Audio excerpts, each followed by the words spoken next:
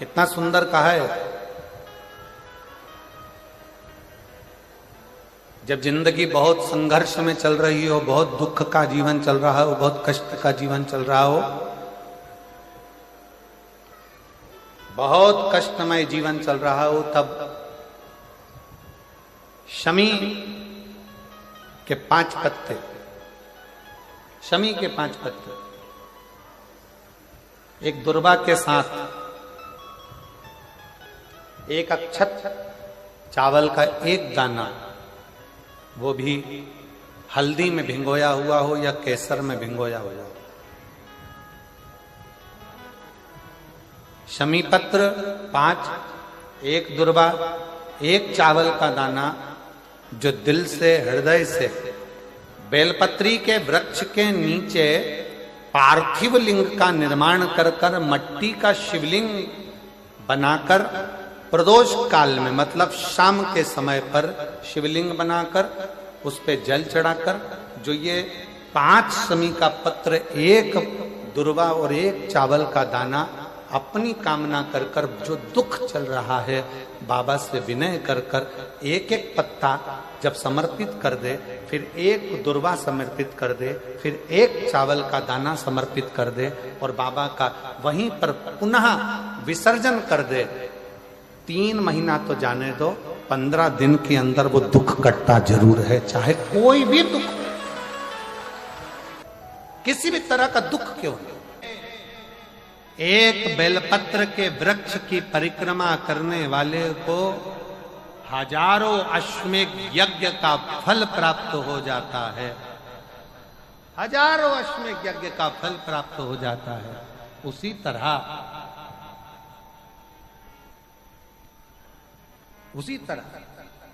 एक पार्थिव लिंग का निर्माण करने वाले को, मिट्टी का शिवलिंग का निर्माण कर कर पूजन करने वालों को 12 ज्योतिर्लिंग के शिवलिंग के दर्शन का पुण्य फल प्राप्त। बहुत ध्यान लगाकर सुनिएगा। एक बेलपत्री और उस बेलपत्री में एक चंदन की बिंदी और एक अक्षत का दाना मात्र रखकर भी अगर शिवालय पर चढ़ा दी जाती है,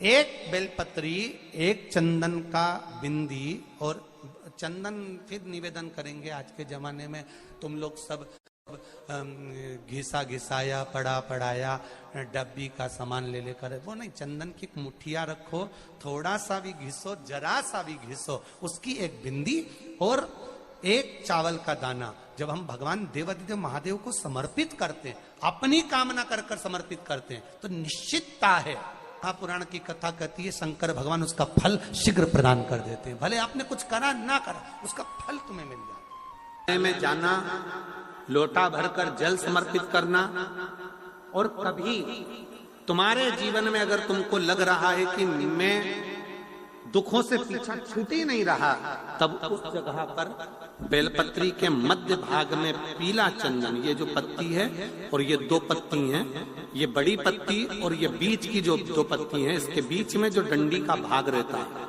जो बीच में डंडी का जो भाग है, बड़ी पत्ती और ये 2 छोटी पत्ती के मध्य में जो डंडी का भाग है, उस डंडी के भाग में पीला चंदन और एक अक्षत पीला, शंकर भगवान को आप अगर प्रदोष काल में समर्पित कर रहे हैं, तो ये निश्चित है कि धीरे धीरे कर कर वो दुख समाप्त होगा, वो दुख कटेगा ही। प्रकट वर्णन किया गया शंकर भगवान की आराधना में, शिव की आराधना में, जब तुम्हें लगता है कि तुम्हारा व्यापार नहीं चल रहा, कोई तुम्हें धोखा दे रहा है, लक्ष्मी नहीं आ रही, बहुत चिंता में पड़े हुए हो, बहुत टेंशन में जिंदगी चल रही है, बहुत बीमारियां तुमको घेर ली है और चारों तरफ अंधेरा ही अंधेरा नजर आ रहा है, तुमने विचार करा अब मैं तो मर जाऊं तो अच्छा, मैं सुसाइड कर लूं तो अच्छा, मैं मर जाऊं तो अच्छा, तो मरने से पहले एक काम कर कर देखना, शंकर भगवान की आराधना कर कर देखना, शिव पर एक लोटा जल चढ़ा कर देखना, और ज्यादा चिंता, ज्यादा टेंशन हो तो बेलपत्री के जड़ को घिसकर उसका चंदन बनाकर शंकर को लेपन कर कर उसकी भी आराधना कर कर देखना कि बेल चंदन का फल क्या है। बेलपत्र, एक बेल, ये कोई साधारण नहीं। एक बेलपत्र, एक बेलपत्र, ये कोई साधारण नहीं। एक बेलपत्र, इसकी नीचे की डंडी से लेकर ये दो पत्तियां जहां लगी हैं और दो पत्ती से लेकर ये बीच की जो पत्ती है उसमें जो गैप है, उसमें जो जगह है, दिख रही है आपको? ये दो पत्ती से लेकर बीच की पत्ती के बीच में जो जगह खाली रहती है, 33 कोटि देवी देवताओं विराजमान रहते हैं इस बीच की जगह में। जब शिव जी को चढ़ाया जाता है तब इस पत्ती के बीच की जगह शंकर के शिवलिंग पर रखा जाता है। तो शिव जी इतने प्रसन्न होते हैं कि मेरी स्तुति करने के लिए ये भक्त 33 कोटि देवताओं को लेकर आया है, मेरी स्तुति करने के लिए। लोग चावल लाए, लोग अंबारियां लाए, धन लाए, दौलत लाए, संपदा लाए, पर एक शंकर का भक्त ऐसा होता है जो एक बेलपत्री के रूप में 33 कोटि देवताओं को, 64 योगिनियों को, आदि शक्तियों को शंकर को समर्पित करता है। कितना सुंदर संवाद है, कितना सुंदर बात कही कि भूल से भी किसी तीर्थ में नहीं गए, कहीं हमने गौदान नहीं करा, कहीं हम किसी तीर्थ में नहीं गए, हमने कहीं गौदान नहीं करा, हमने कहीं ब्राह्मण भोजन नहीं कराया, हम कहीं गंगा यमुना कावेरी सरस्वती नर्मदा छिपरा पुण्यवान नदी में हम स्नान नहीं कर पाए। शिव महापुराण की कथा कहती है भूलवश भी अगर पिपलेश्वर या बटकेश्वर किसी शिवालय पर भूल से भी अगर एक लोटा जल चढ़ जाता है तो देव अधिदेव महादेव सारे तीर्थों का फल अपने आप प्रदान कर देते हैं। भूल से भी चढ़ जाए।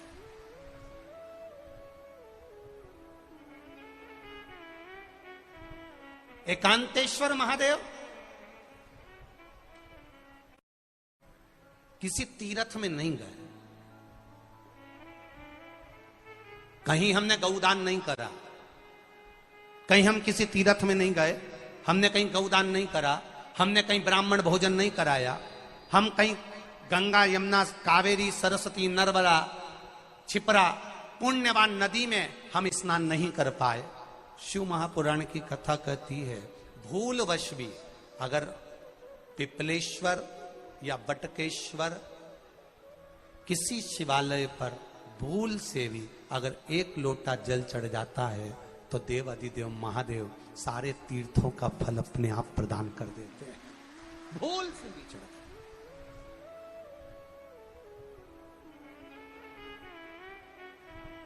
एकांतेश्वर महादेव जो कि एकांत में बैठा हुआ है, एकांतेश्वर महादेव अकेला बैठा है अलमस्त होकर। आप जा रहे हो गाड़ी लेकर, आप 4 व्हीलर गाड़ी में जा रहे हो, ट्रैक्टर में जा रहे हो, ट्राली में बैठकर जा रहे हो, क्रूजर में बैठकर जा रहे हो, 2 व्हीलर गाड़ी में बैठकर जा रहे हो, और एकांतेश्वर महादेव का मंदिर दिख गया। कोई एकांत में, भले उसका नाम नहीं मालूम तुमको कि कौन सा महादेव, पर अकेला बैठा है जंगल में, वृक्ष की छांव में, एक ओटले पर, कोई दीवार नहीं, कोई जाली नहीं, कोई गेट नहीं, कुछ भी नहीं। ये शिव मंदिर में जाकर एक लोटा जल समर्पित करती थी। और शास्त्र कहता है कि शंकर के मंदिर में अगर एक लोटा जल कोई एक परिवार का व्यक्ति भी समर्पित कर रहा है तो समझ लेना कि वो अपनी 71 पीढ़ी को पार लगा रहा है। वो अकेला नहीं, 71 पीढ़ी को पार लगा रहा है। शिव महापुराण की कथा कहती है जब बच्चा गर्भ में आता है, माता के गर्भ में जब संतान आती है और माता के गर्भ में जब संतान रहती है, उस 9 महीने में स्त्री नारी अगर कहीं शंकर के मंदिर के सामने से निकल जाए, या शिवालय का जल स्त्री को मिला हो, या शंकर भगवान का कोई प्रसाद, या शंकर भगवान का कोई नाम जाप, या शंकर भगवान का कोई मंत्र जाप उस स्त्री के कानों में पहुंच जाए, तो जो गर्भ में बच्चा होता है वो बच्चा शंकर की कथा तक या शिवालय तक उसको बिना बोले ही वो अपने आप चला ही जाता है, पहुंच ही जाता है। उस गर्भ में रहने वाले बच्चे को भगवान शंकर के मंदिर के सामने से भी कोई गर्भवती स्त्री निकल कर चली जाती है तो उसका भी फल उसको प्राप्त हो जाता, उसका भी फल उसको प्राप्त हो जाता, और वो फल साधारण नहीं होता। क्यों? बेलपत्री को जब भी चढ़ाया जाता है तो पीछे की डंडी पकड़कर नहीं चढ़ाया जाता। बेलपत्री को चढ़ाने के लिए मध्य भाग को, जैसे यह बेलपत्र होता है तो इसका मध्य की जो डंडी होती है, मध्य भाग होता है बेलपत्री का, तब मध्य भाग को पकड़कर हम भगवान शंकर को बेलपत्र समर्पित करते हैं। कोई भी बेलपत्र ऐसे नहीं चढ़ाता कि डंडी पकड़ के चढ़ा दिया, फिर पीछे की डंडी पकड़ के चढ़ा दिया, फिर पीछे की डंडी पकड़ के चढ़ा दिया, फिर डंडी पकड़ा, फिर चढ़ा दिया ना। मेरे देवादिदेव महादेव को जब भी बेलपत्र चढ़ाया जाता है तो मध्य भाग, पीछे की डंडी पकड़कर नहीं, मध्य भाग से भगवान शंकर को बेलपत्र समर्पित किया जाता है। मध्य भाग से जब भी पकड़ेंगे तो मध्य भाग को पकड़कर बेलपत्र समर्पित करेंगे। क्यों?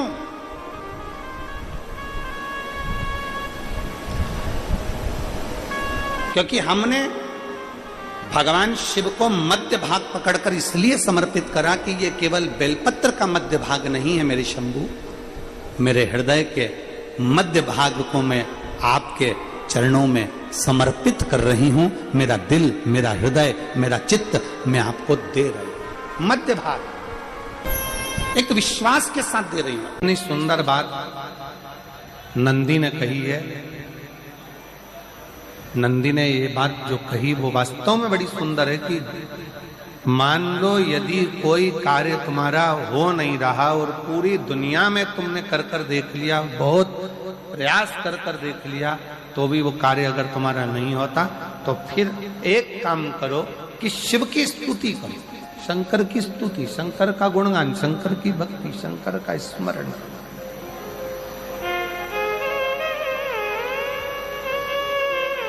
फिर शिव की स्तुति करिए, शंकर से विनय करिए, शंकर से निवेदन करिए, शंकर का गुणगान करिए।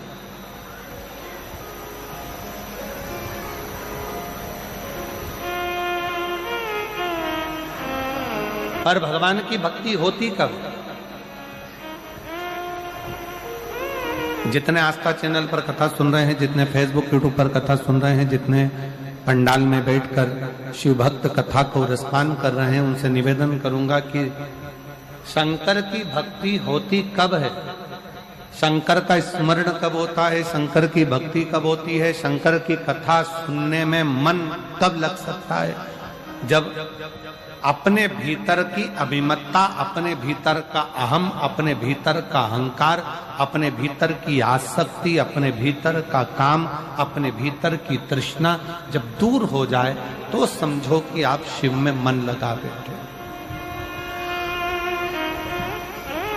कितने सारे लोग बैठे हैं यहाँ पर कथा में, सब पंडालों के अंदर लोग शिव भक्त बैठे हुए हैं। कई लोग ऐसे भी होंगे जिनका आकर बैठ तो गए पर दिल नहीं लगता। दो जल व्यक्ति के जीवन को बदलते।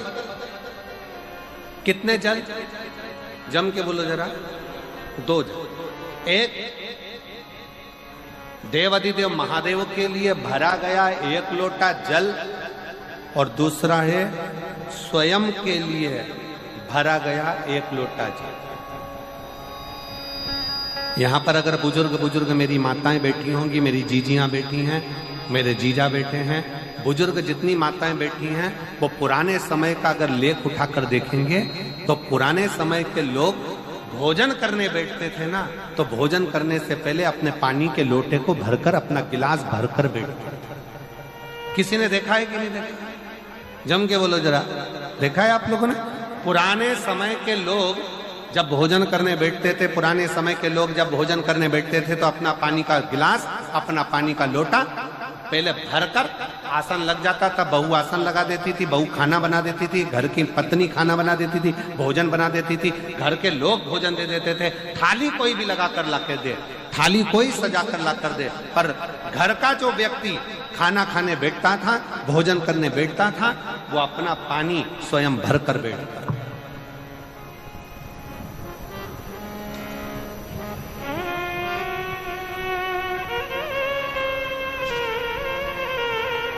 अब आज के जमाने में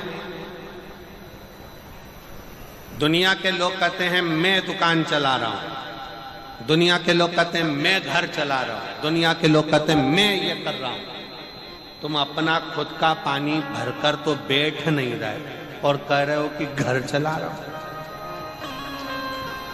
स्वयं का एक गिलास पानी व्यक्ति नहीं भर पा रहा। कितना सुंदर कहा है महाराज जी,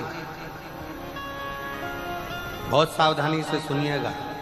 दो जगह का जल व्यक्ति के जीवन को बदल देता है। एक शिव के लिए भरा गया जल और दूसरा स्वयं के लिए भरा गया जल। स्वयं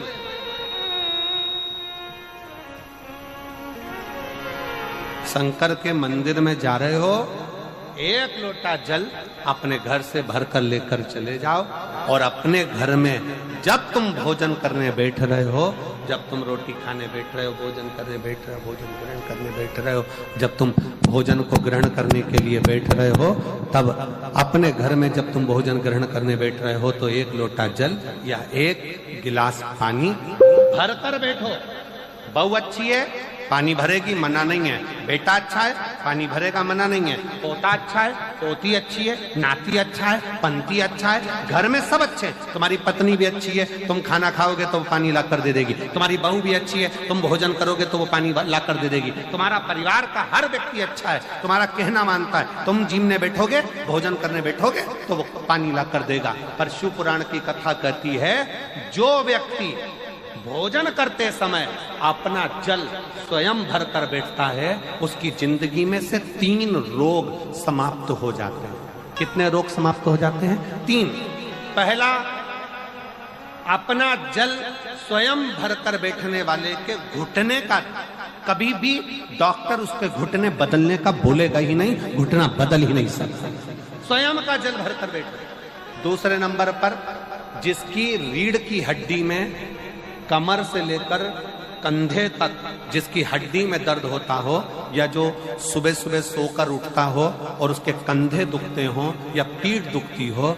दूसरे नंबर का रीढ़ की हड्डी का दर्द। और तीसरे नंबर का, डॉक्टर को दवाई खा खा कर परेशान हो गए और आधा सिर का रोग, भुकुटी, ये भौएं दुखती हो, सिर दुखता हो, ये कान के पास का दर्द होता हो, तो अपना भोजन करते समय अपना पानी स्वयं भर कर बैठो। आपको ये 3 रोग से मुक्ति अपने आप मिलना प्रारंभ हो, अपने आप। अब किसी ने कहा, गुरुजी पत्नी पानी ला कर देती है, पति पानी ला कर देता है, बेटा पानी ला कर देता है, बहू पानी ला कर देती है, पोता पोती पानी ला कर देते हैं, नाती पंती पानी ला कर देते हैं, नौकर लगे घर में वो पानी ला कर देते हैं, सेवादार लगे घर में वो पानी ला कर देते हैं, तो हमको पानी लाना क्यों जरूरी है?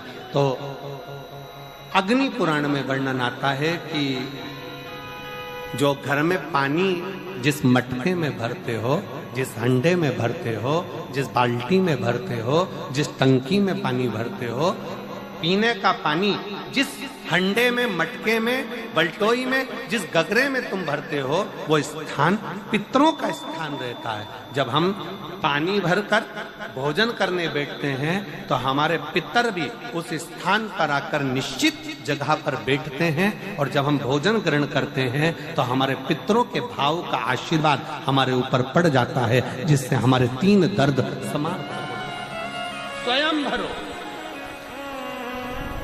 स्वयं। अब आज का जमाना इतना विचित्र है कि नौकर चाकर, परिवार, घर इतना बड़ा हो गया।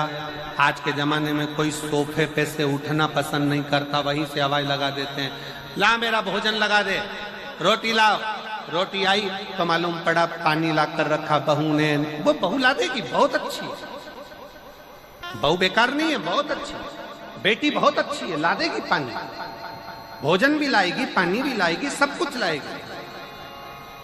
पर पहला फर्ज अपना है, जब तक शरीर चले, पांव चले, हाथ पैर चले और तुम पलंग पर नहीं पड़े हो, तुम्हारा शरीर अगर चल रहा है तो पहले रसोई घर में जाओ, लोटा भर, लोटा नहीं भर सकते तो गिलास भरो, गिलास नहीं भर सकते तो थोड़ा सा कटोरी में पानी भरो, पर अपने पीने के लिए थोड़ा सा जल स्वयं के लिए लेकर आओ। वो जल इतना कारगर होगा कि तुम्हें रोग से निवारण करता चले जाएगा, रोग समाप्त करता चलेगा।